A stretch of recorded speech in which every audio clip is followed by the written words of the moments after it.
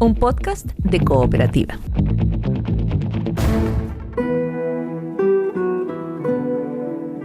Este es un podcast sobre historias que suceden delante y detrás de la pantalla, sobre las personas que hacen películas, las personas que las ven y las personas que las sueñan.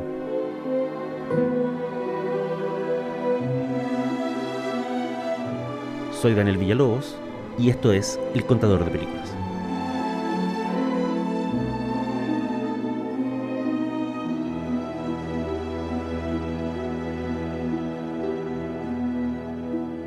Soy Daniel Villalobos y la historia de hoy se llama La Marsellesa y el derecho a elegir. Charles Chaplin y Orson Welles tenían varias cosas en común. Ambos fueron directores de cine brillantes, desde luego.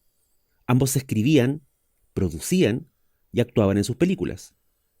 Ambos tuvieron conflictos con los estudios de Hollywood y ambos eligieron en los últimos años de sus carreras abandonar su país para envejecer en otros lugares del mundo. Sin embargo, la coincidencia entre Chaplin y Welles que nos interesa hoy es estética y tiene que ver con sus respetos hacia otro cineasta, porque cuando les preguntaron en distintas oportunidades por un colega al que consideraran un maestro del medio, ambos daban la misma respuesta: Jean Renoir. Nacido en Francia en 1894, hijo del pintor Pierre-Auguste Renoir, Jean Renoir tuvo una infancia privilegiada y burguesa. Rodeado de los mejores aspectos de la cultura francesa de la época, fue desarrollando, a pesar de su entorno, una conciencia social que lo terminaría llevando a dirigir en 1938 una de las películas más extrañas y singulares de la historia de Europa. Estamos hablando de La Marsellesa. Mes camarades, ne le répondons surtout pas. Calme et discipline. À table, citoyen. Para llegar a ese proyecto tan extraño y hoy tan olvidado, Renoir había hecho una larga carrera como director. Tenía ya más de una docena de largos a su haber, entre ellos clásicos como Vudú, Salvado de las Aguas y El crimen del señor Lange.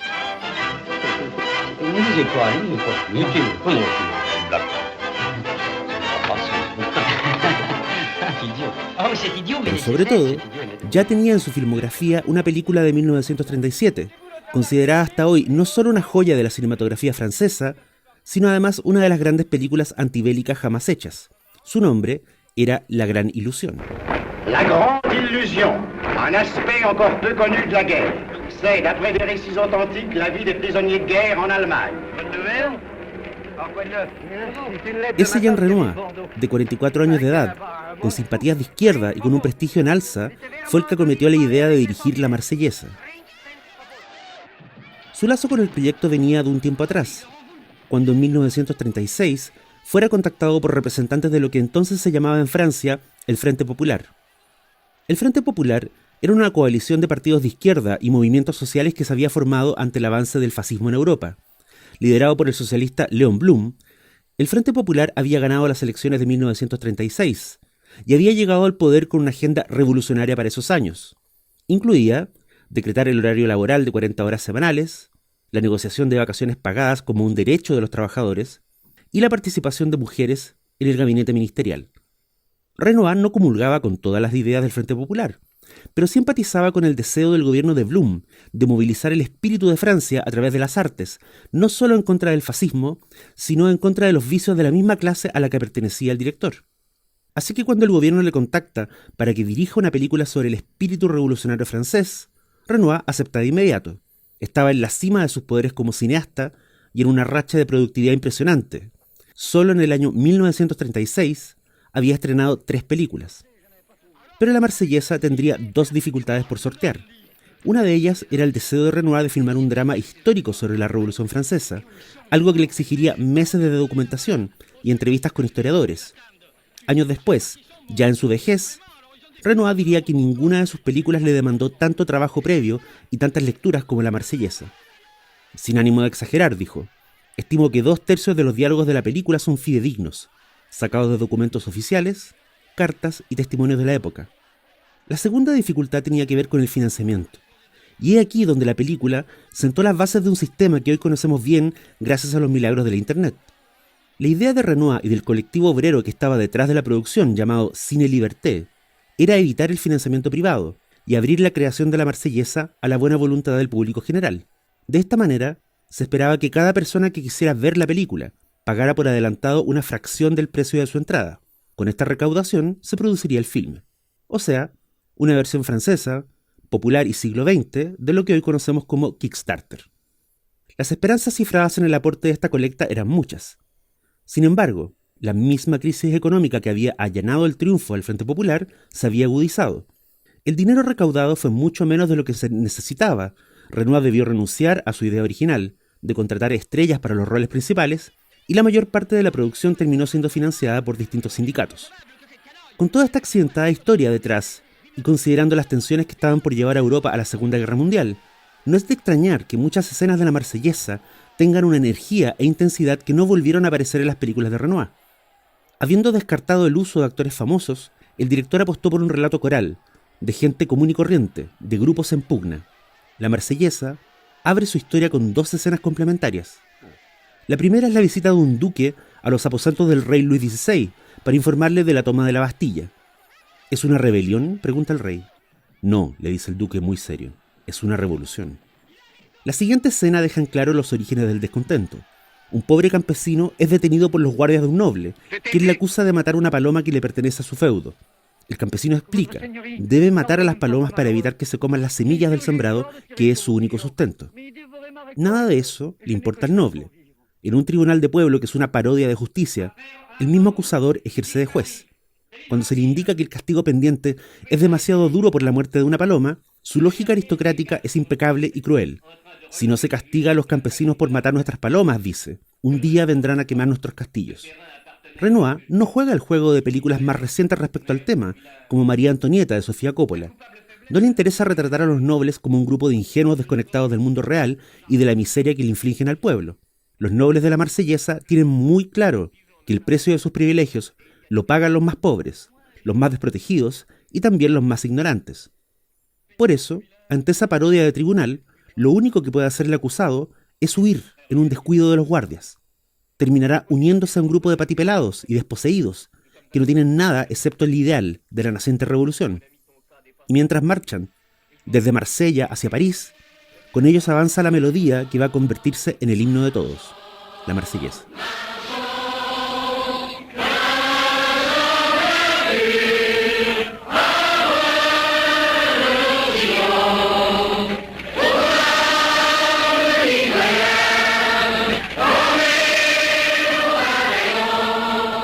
La película de Renoir tiene un modesto subtítulo inicial donde se la describe como una crónica de algunos eventos que contribuyeron a la caída de la monarquía.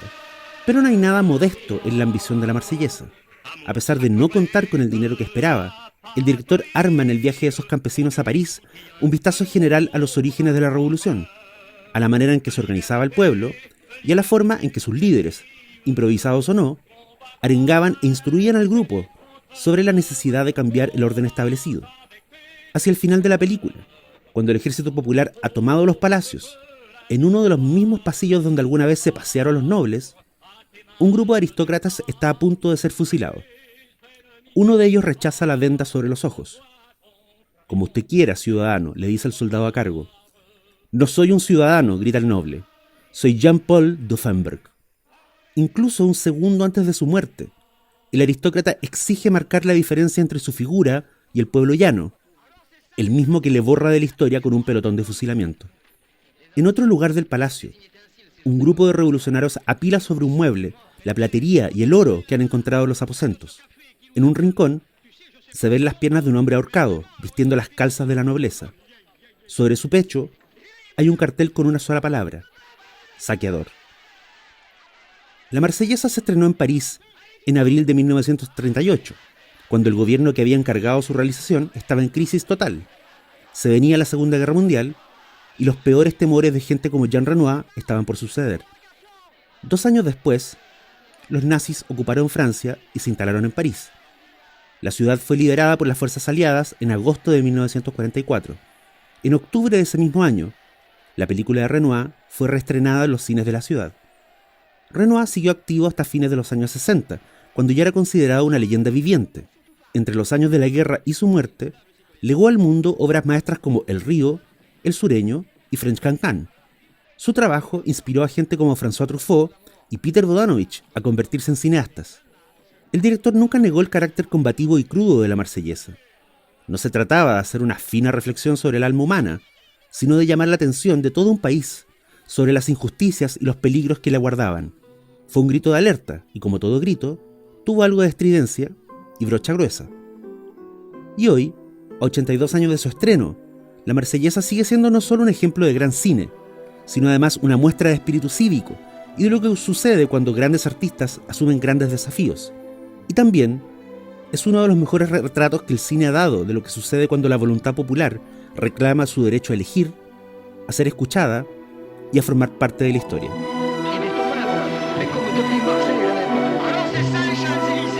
Esto fue El Contador de Películas. Soy Daniel Villalobos. Hasta la próxima.